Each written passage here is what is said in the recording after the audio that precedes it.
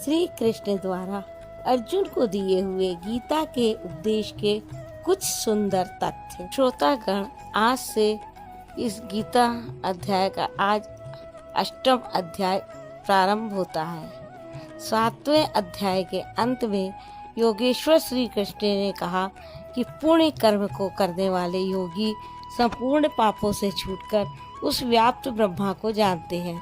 अर्थात कर्म कोई ऐसी वस्तु है जो व्याप्त ब्रह्मा की जानकारी दिलाता है। उस कर्म को करने वाले व्याप्त ब्रह्मा को, संपूर्ण कर्म को, संपूर्ण आध्यात्म को, संपूर्ण अधिदेव, अधिभूत और अधियज्ञ सहित मुझको जानते हैं। अतः कर्म कोई ऐसी वस्तु है जो इन सबसे परिचय कराता है। वे अंत काल में भी मुझे जानते हैं। इसकी जानकारी कभी विस्मृत नहीं होती। इस पर अर्जुन ने इस अध्याय के प्रारंभ में पूछा, वह ब्रह्मा क्या है, अध्यात्म क्या है, कर्म क्या है, अधिभूत तथा अधिदेव किसे कहा जाता है। तब योगेश्वर श्री कृष्ण, हे मधुसूदन, अधियज्ञ कौन है? हे मधुसूदन, यहाँ अधियज्ञ कौन है और वह इस शरीर में कैसे है? सिद्ध है कि अधियज्ञ अर्थात यज्ञ का अधिष्ठाता कोई ऐसा पुरुष है जो मनुष्य शरीर के आधार वाला है। समाहित चित्त वाले पुरुषों द्वारा अंत समय में आप किस प्रकार जानने में आते हैं। 7 प्रश्नों का क्रम से निर्णय देने के लिए योगेश्वर श्री कृष्ण बोले। 8वें अध्याय के श्लोक नंबर 3 में कृष्ण जी ने कहा, अक्षरम ब्रह्मा परमम, जो अक्षय है, जिसका क्षय नहीं होता, वही परम ब्रह्म है। स्वभावः अध्यात्मम उच्यते, स्वयं में स्थिर भाव ही अध्यात्म अर्थात आत्मा का आधिपत्य है। इससे पहले सभी माया के आधिपत्य में रहते हैं, किंतु जब स्व अभाव अर्थात स्वरूप में स्थिर भाव, स्वयं में स्थिर भाव मिल जाता है तो आत्मा का ही आधिपत्य उसमें प्रवाहित हो जाता है। यही अध्यात्म है, अध्यात्म की परिकाष्ठा है। भूता भावोद्भव करहा, भूतों के वे भाव जो कुछ न कुछ उद्भव करते हैं, अर्थात प्राणियों के वे संकल्प जो भले अथवा बुरे संस्कारों की रचना करते हैं, उनका विसर्ग अर्थात विसर्जन, उनका मिट जाना ही कर्म की पराकाष्ठा है। यही संपूर्ण कर्म है। वह संपूर्ण कर्म को जानता है। वहाँ कर्म पूर्ण है, आगे आवश्यकता नहीं है। इस अवस्था में जबकि भूतों के वे भाव जो कुछ न कुछ रचते हैं, भले अथवा बुरे संस्कार संग्रह करते हैं, बनाते हैं, वे जब सर्वथा शांत हो जाएं, यही कर्म की संपूर्णता है। इसके आगे कर्म करने की आवश्यकता नहीं रह जाती। अतः कर्म कोई ऐसी वस्तु है जो भूतों के संपूर्ण संकल्पों को, जिनसे कुछ न कुछ संस्कार बनते हैं, उनका शमन कर देती है। कर्म का अर्थ है आराधना, चिंतन, जो यज्ञ में है। श्लोक नंबर 4 में कृष्ण जी कहते हैं, जब तक अक्षय भाव नहीं मिलता तब तक नष्ट होने वाले संपूर्ण भाव अधिभूत अर्थात भूतों के अधिष्ठान है। वही भूतों की उत्पत्ति के कारण है। पुरुषश्च अधिदैवतम, प्रकृति से परे जो परम पुरुष है वही अधिदेव अर्थात संपूर्ण देवों का अधिष्ठाता है। दैवी संपत्ति उसी परम देव में विलीन हो जाती है। देहधारियों में श्रेष्ठ अर्जुन, इस मनुष्य तन में मैं ही अधियज्ञ हूँ अर्थात यज्ञों का अधिष्ठाता हूँ। अतः इसी शरीर में अव्यक्त स्वरूप में स्थित महापुरुष ही अधियज्ञ है। श्री कृष्ण एक योगी थे जो संपूर्ण यज्ञों का भोक्ता है। अंत में यज्ञ उसमें प्रवेश पा जाते हैं, वही परम स्वरूप मिल जाता है।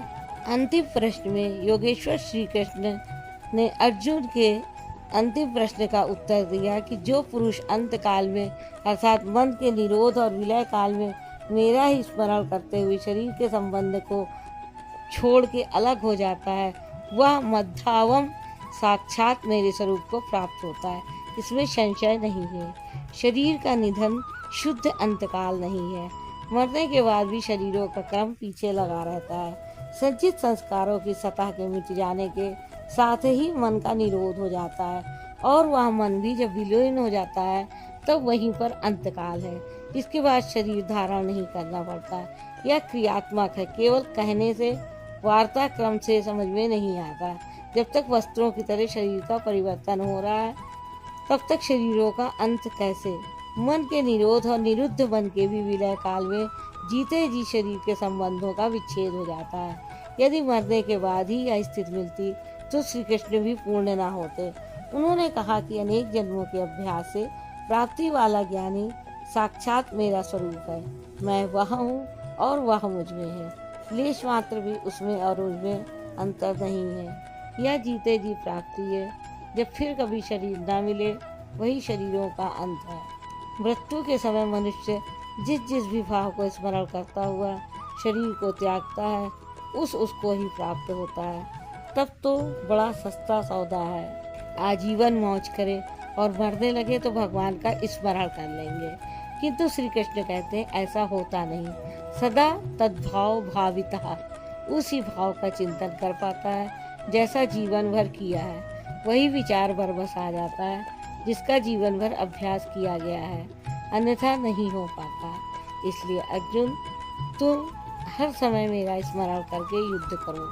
मुझ में अर्पित मान और बुद्धि से युक्त होकर तुम निसंदेह मुझे ही प्राप्त होगे। निरंतर चिंतन और युद्ध का यही स्वरूप है कि जय कन्हैया लाल की जय भगवान की कहते रहे और बाण चलाते रहे। स्मरण का स्वरूप श्लोक नंबर 8 में स्पष्ट करते हुए श्री कृष्ण जी कहते हैं, हे पार्थ, उस स्मरण के लिए योग के अभ्यास से मेरा चिंतन और योग का अभ्यास पर्याय है। मेरे सिवाय दूसरी ओर न जाने वाले चित्त से निरंतर चिंतन करने वाला परम प्रकाश स्वरूप दिव्य पुरुष अर्थात परमात्मा को प्राप्त। स्मरण जब इतना सूक्ष्म है कि इष्ट के अतिरिक्त दूसरी वस्तु का स्मरण भी ना हो, मन में तरंगे भी ना है, तो स्मरण और युद्ध दोनों एक साथ कैसे होंगे? वस्तुतः जब आप चित्त को सब ओर से समेटकर अपने एक आराध्य के स्मरण में प्रवृत्त होंगे, तो उस समय काम, क्रोध, राग, द्वेष बाधा के रूप में सामने प्रकट ही होंगे, किंतु वे आपके अंदर उद्वेग पैदा करेंगे। आपका मन स्मरण से चलायमान करना चाहेंगे। उन बाह्य प्रवृत्तियों का पार पाना ही युद्ध है। निरंतर चिंतन के साथ ही युद्ध संभव है। उस युद्ध के साथ वह पुरुष सर्वज्ञ, अनादि, सबके नियंता, सूक्ष्म से भी अति सूक्ष्म, सबके धारण पोषण करने वाले किंतु अचिंत्य। जब तक चित्त और चित्त की लहर है तब तक वह दिखाई नहीं देता। चित्त के निरोध और विलय काल में ही जो विदित होता है, नित्य प्रकाश स्वरूप और अविद्या से परे उस परमात्मा का स्मरण करता है। पीछे श्री कृष्ण जी ने बताया मेरा चिंतन करता है। यहाँ कहते हैं परमात्मा का, उस परमात्मा के चिंतन का माध्यम तत्व विस्थित महापुरुष है। जो निरंतर उस परमात्मा का स्मरण करता है वह भक्ति युक्त पुरुष प्रयाण काले मन के विलीन अवस्था काल में योग बल से अर्थात उसी नियत कर्म के आचरण द्वारा भ्रकुटी के मध्य में प्राण को भली प्रकार स्थापित करके अचल मन अर्थात स्थिर बुद्धि वाला पुरुष उस दिव्य पुरुष परमात्मा को प्राप्त होता है।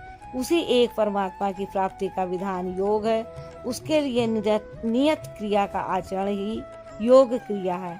निरंतर मेरा ही स्मरण करो, इसी योग धारणा में स्थिर रहते हुए करना है। ऐसा करने वाला दिव्य पुरुष को ही प्राप्त होता है जो कभी विस्मृत नहीं होता। यहाँ इस प्रश्न का समाधान हुआ। राधे राधे।